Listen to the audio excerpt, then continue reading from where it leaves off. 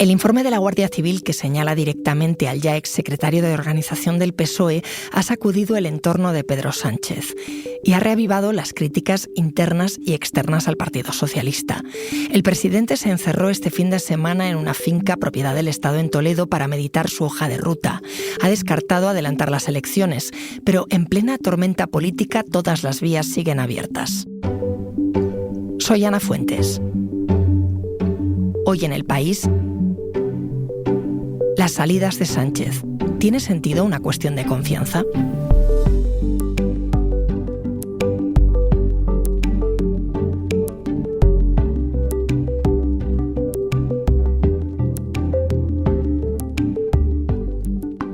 Hola, José. Hola, ¿qué tal? José Hermida es el corresponsal parlamentario del País. Hablé el otro día con tu compañera Anabel Díez y me confirmó que están siendo días de bastante ajetreo, ¿no? Bueno, pues sí, Ana, un poco. Todos los que hacemos política estos días estamos siguiendo la crisis, aunque aquí las crisis se van sucediendo unas tras otras. Esta, de todas maneras, sí tiene una dimensión bastante especial, ¿no? Convocatoria electoral no va a haber hasta 2027, porque, como he dicho antes, esto no va de mí, ni del Partido Socialista, ni de los diputados y diputadas del Grupo Parlamentario Socialista en exclusiva. Va de un proyecto político que está haciendo cosas buenas por nuestro país. Pedro Sánchez ha descartado varias veces estos días una convocatoria de elecciones, pero claro, entre las muchas derivadas que se barajan a partir de la crisis que están viviendo el PSOE y el Gobierno, después de ese informe demoledor de la Guardia Civil que vincula a Santos Cerdán con mordidas, pues sobrevuela otra posibilidad, que es una cuestión de confianza. En principio se descarta también, pero ¿se descarta del todo, José? Yo no lo creo que se pueda descartar de todo, ¿no? O sea, el gobierno no tiene intención de hacerla en este momento, sobre todo alegando que esto implicaría reabrir negociaciones con cada uno de los socios y que estos le presentaran pues una lista de exigencias bastante difícil de atender. Pero yo no lo descartaría en absoluto. Y así incluso en privado diputados de los grupos de la mayoría, por decirlo así, o de los grupos de la base parlamentaria del gobierno no lo descartan en absoluto. Por poner en contexto, la cuestión de confianza es un mecanismo parlamentario que, según el reglamento del Congreso, tiene que activar el presidente del gobierno, Pedro Sánchez en este caso, y puede plantearla o sobre su programa o sobre sus políticas en general. Es muy parecido el mecanismo al de la investidura, se debate y luego hay que repetir una mayoría al menos simple que reinstaure esa confianza que está en cuestión. José, ¿hay dirigentes socialistas que están pidiendo esto? A ver, en principio, no solo el reglamento del Congreso, está previsto en la propia Constitución. Y hay que decir que si el presidente pierde la cuestión de confianza, inmediatamente cesa en su cargo. No quiere decir que se convoquen elecciones inmediatamente, sino que se daría oportunidad a poder hacer otra investidura y si no, se iría a elecciones. Hay dirigentes socialistas que lo están pidiendo. Bueno, lo que más se ha escuchado en los últimos días entre dirigentes socialistas es la petición de que no se agote la legislatura y que se adelanten las elecciones por el temor a los dirigentes territoriales, alcaldes, presidentes de comunidades, a que el desgaste les haga perder a ellos sus cargos cuando lleguen las elecciones locales en el mismo 2027, pero meses antes. El gobierno la descarta, pero ya digo, es algo que nadie puede desechar por completo, tal como está la situación. Porque ¿qué ganaría Sánchez si la superara? ¿Las críticas se pararían? No, las críticas del Partido Popular, de la oposición en general, no se pararían. Lo que sí ganaría es que de alguna manera renovaría su legitimidad. Es decir, se demostraría que por muy contra las cuerdas que pueda estar por la situación política, una mayoría del Congreso le sigue apoyando. O sea, sería como una especie de renovación de la investidura. Es como aquellos matrimonios que renuevan sus votos, ¿no? Sí. Sería algo parecido a eso. Ahora mismo, haciendo números, Sánchez tiene los apoyos de los 121 diputados del PSOE, de Sumar, con quien comparte gobierno, de Esquerra Republicana, de Junts, de EH Bildu, de PNV, de Podemos, de BNG y de Coalición Canaria, no me dejo a nadie. ¿Qué le pedirían estos grupos a cambio de la confianza? Bueno, a ver, esos son los grupos que apoyaron la investidura. Durante el tiempo transcurrido desde entonces ha habido un distanciamiento claro con Junts y sobre todo con Podemos, que yo creo que ahora mismo es el flanco más débil de la base parlamentaria que ha venido sosteniendo a Sánchez. ¿Qué le pedirían? Bueno, pues ahí hay peticiones diversas. Por un lado, el mismo socio de gobierno, Sumar, le está pidiendo que ponga en marcha una agenda de política social en cuestiones de vivienda, laborales, etcétera, más ambiciosa, pero eso tiene un problema, que es que la base parlamentaria es demasiado heterogénea y no es una mayoría de izquierdas, porque no hay una mayoría de izquierdas en el Congreso. Y luego otros grupos, pues Esquerra pide que se cumplan los acuerdos que se alcanzó en su día sobre la financiación singular. En el caso de Junts también que se cumpla el traspaso de las competencias de inmigración a Cataluña y más inversiones en Cataluña. Bueno, hay una panoplia de peticiones de todos los grupos muy variadas, ¿no? Pero ¿son los nacionalistas catalanes los más complicados de contentar? Bueno, hasta ahora sí lo han sido. De todas maneras, insisto, ahora ha surgido el caso de Podemos. Podemos es el único de estos grupos que se ha negado a ir a las consultas convocadas por Sánchez con las diferentes fuerzas políticas. Podemos se ha negado a ir. Incluso ha sido el único que ha dicho con toda rotundidad que cree que Sánchez ya no está legitimado para seguir encabezando la mayoría. Bien, es verdad que tampoco ha propuesto ninguna solución alternativa, que lo lógico, o digamos que de eso debería derivarse pedir elecciones, como está haciendo el Partido Popular. No lo ha hecho, pero bueno, sí, digamos que los grupos más complicados para el gobierno han sido con mucha diferencia Junts y Podemos. Es más, son los dos que afirman por activa y por pasiva que ellos no son socios del gobierno, que no se consideran como tales, aunque en su día apoyasen la investidura. Nosotras nacimos contra la corrupción. Creo que es evidente que la corrupción forma parte y lamentablemente todo lo que estamos conociendo en los últimos meses apunta en esa dirección, que la corrupción forma parte del ADN del bipartidismo, tanto del Partido Popular como del Partido Socialista, y nosotras nacimos contra eso exactamente igual. Era Ione Belarra, secretaria general de Podemos. Antes te preguntaba, José, qué ganaría Pedro Sánchez con una cuestión de confianza, pero si se sometiera a esta cuestión de confianza, ¿qué posibilidades tiene de no superarla? Pues tiene ese riesgo, sin ninguna duda. Lo que no sabemos es si estaría dispuesto a pasar por el trance de someterse a la cuestión de confianza sin tener la garantía de que la ganaría, ¿no? Pero ahora mismo lo que transmite Podemos muy en especial es que no apoyaría la cuestión de confianza. No lo ha dicho así claramente en público, pero es lo que se parece deducir de sus declaraciones y también de lo que van comentando en privado. ¿Puede seguir gobernando en estas circunstancias, con este caso de corrupción de estas dimensiones y sin mayoría en el Parlamento? Pues realmente es un encaje de bolillos casi imposible, ¿no? Porque su proyecto, señor González, al final, si existe realmente, parece que ofrece síntomas de estar agotado. Y porque del diseño futuro tiene que ser corresponsable y solidario quien es opción o alternativa de gobierno. Estamos escuchando una comparecencia de José María Aznar del año 1990. Por entonces él era líder de la oposición y fue la última vez que un presidente se sometió a una cuestión de confianza y que la superó. Fue en este caso Felipe González, que llevaba 8 años en el gobierno socialista. ¿Hay paralelismos entre esa última vez y ahora, José? Bueno, ha habido 2 cuestiones de confianza en toda la historia. Una de Adolfo Suárez en el año 80 y otra esta de Felipe González. Bueno, Felipe González acabó viviendo un momento parecido a este, pero fue en otra legislatura, en la del 93 al 96, cuando también lo empezaron a asediar los casos de corrupción y cuando también Felipe González había ganado unas elecciones en las que el gran favorito era el Partido Popular, como ha ocurrido en esta ocasión. Aunque fuese el más votado, el PP no consiguió formar gobierno, digo, en las elecciones de 2023, ¿no? En aquella ocasión, sin embargo, fue una cuestión de confianza peculiar.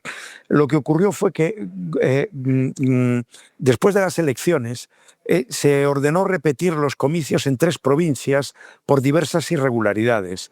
Con lo cual, cuando se produjo la investidura y se formó gobierno, había solo 332 de los 350 diputados. Con lo cual, como había este Congreso que no estaba completo, González se comprometió a que una vez que se repitiesen las elecciones y que la Cámara estuviese ya en su totalidad con los 350 escaños cubiertos, someterse a una cuestión de confianza como para renovar la investidura. Y fue lo que sucedió, ¿no? Ahora me sigues contando, José. Enseguida volvemos.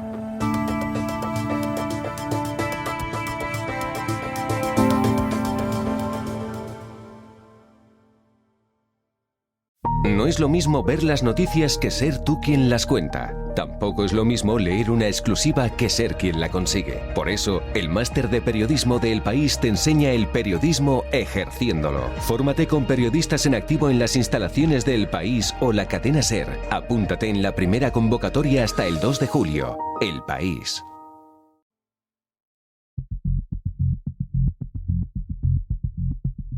Estoy charlando con José Hermida, corresponsal parlamentario del País. Me estabas diciendo, José, ¿para qué serviría una cuestión de confianza con el panorama que tenemos? Es una de las opciones que se barajan en el PSOE y sería la primera a la que se somete un presidente desde 1990.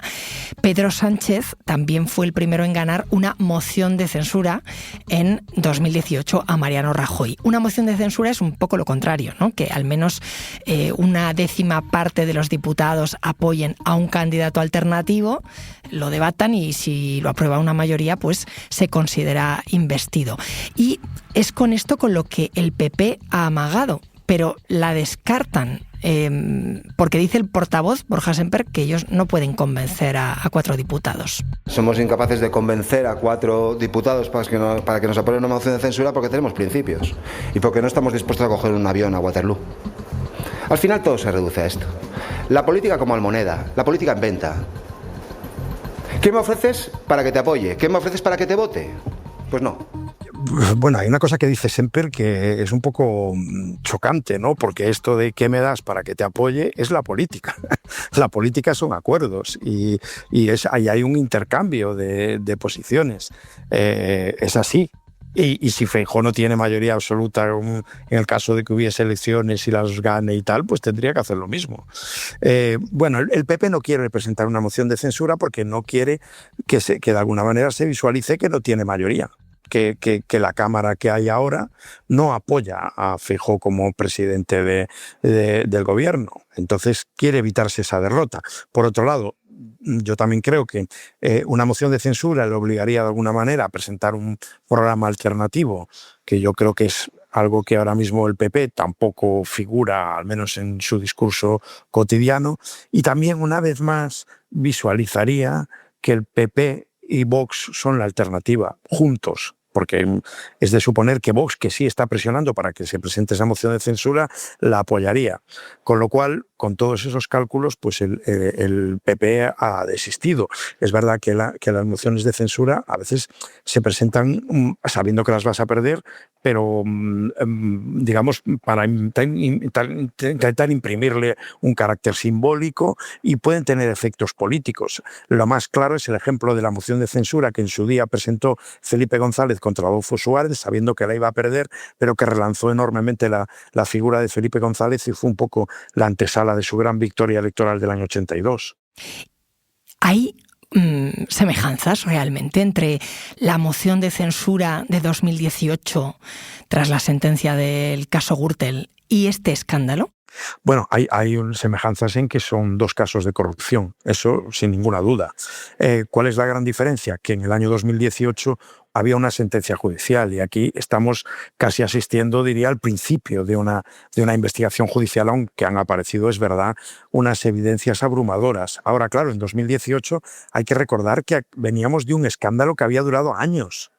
Que había sido antes lo de Bárcenas, el descubrimiento de las cuentas suizas de Bárcenas, aquellos mensajes de Rajoy, de Luis Sefuerte, etcétera, etcétera, etcétera, etcétera. Y al final no se sustanció la moción de censura hasta que hubo una sentencia judicial de una parte de todos aquellos escándalos, que era el de la Gürtel, ¿no? En este caso hay un escándalo de corrupción muy grave, pero acaba de surgir, no hay una sentencia judicial, tampoco hay evidencias de una financiación ilegal del partido, aunque pueda haber sospechas. Es decir, sí hay una semejanza de fondo, pero luego en las circunstancias pues, son diferentes, ¿no? Entonces, por recapitular escenarios, se descarta la moción de censura, la cuestión de confianza aún está en el aire, porque el panorama, como decías, es bastante volátil. ¿Qué otras opciones tiene Sánchez? Porque él ha anunciado que va a renovar la ejecutiva del PSOE, pero mirando al gobierno hay quien pide cambio de ministros. ¿Esto cambiaría algo? Porque Santos Cerdán no era ministro, José. No, realmente lo que cambiaría, bueno, pues sería un poco dar esta imagen de renovación, de abrir una nueva etapa, de romper con el pasado, pero bueno, sí, efectivamente, es verdad que el presidente está diciendo que el escándalo no afecta al gobierno. Bueno, sí ha afectado porque Santos Cerdán no, pero Ábalos era ministro de Transportes y se supone que las mordidas eran a cambio de adjudicaciones del Ministerio de Transportes, ¿no? Pero bueno, ya no ha dejado el gobierno hace tiempo, ahora está Óscar Puente, etcétera. Bueno, sí, sería una especie de darle un nuevo impulso político y vender el inicio de una nueva fase. Demás, ahora, ¿qué opciones tiene? Las opciones que tiene Sánchez es realmente de una manera u otra, con cuestión de confianza o sin ella, es ganarse el apoyo de la base que le colocó en la presidencia en noviembre del año 23, ¿no? No tiene ninguna otra salida. Y eso sí, esperar a que no aparezcan nuevas revelaciones que compliquen todavía más las cosas. Si aparece algún indicio fuerte de que ahí había una trama de alguna manera que financiaba al PSOE, esto se acaba. O sea, quiero decir, la legislatura se acaba. Eso es un sentir prácticamente unánime entre los socios del gobierno, porque claro, aquí nadie quiere que eso le salpique. Y partidos que además pues de alguna manera se vanaglorian de haber hecho de la lucha contra la corrupción su bandera, como las formaciones de izquierda, Sumar, Esquerra, Bildu, etcétera, etcétera. Es decir, eso o alguna también la hipótesis de que apareciese algo que indujese a creer que Sánchez sabía los manejos de alguna de las actuaciones de sus secretarios de organización, todo eso podría ser definitivo. Por eso que yo creo que ahora mismo, bueno, pues Sánchez lo que tiene que hacer es convencer a la mayoría del Congreso que le siga apoyando. Si no, lo va a tener muy difícil, por no decir imposible, ¿no?, para continuar. Y en este análisis que te estoy pidiendo, subidos a la montaña rusa, dice Sánchez que no va a haber adelanto electoral, pero ¿qué te dice tu experiencia? ¿Esto lo podemos afirmar de forma tajante? No, desde luego. Vamos, yo no me apostaría allí mucho más de 5 euros, ¿no? Creo que Sánchez está expresando su voluntad, su deseo, pero va a ser complicado, yo veo complicado agotar la legislatura. Y después una cosa a la que me refería antes, es que va a tener una presión dentro del partido, porque tiene el riesgo de que dentro del partido empiece un sálvese quien pueda, y que los alcaldes y los presidentes de las comunidades autónomas pues digan, mira, si se prolonga esta agonía y esto va a desgastar a todo el partido, vamos a llegar a las elecciones de la primavera de 2027, a las elecciones locales, con el riesgo de que nos quedemos con el poco poder territorial que tenemos ahora mismo, ¿no? O sea, esa presión ya ha empezado en el PSOE, y si las cosas si esto sigue creciendo, van a ir a mucho más, ¿no? Gracias por la mirada, José. Muchas gracias a ti, Ana.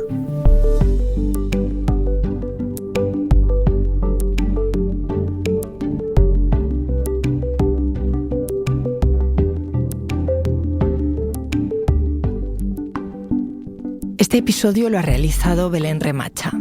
El diseño de sonido es de Nicolás Chabertidis, la edición es de Ana Rivera y la dirección de Silvia Cruz La Peña. Yo soy Ana Fuentes y esto ha sido Hoy en el País. Gracias por escuchar.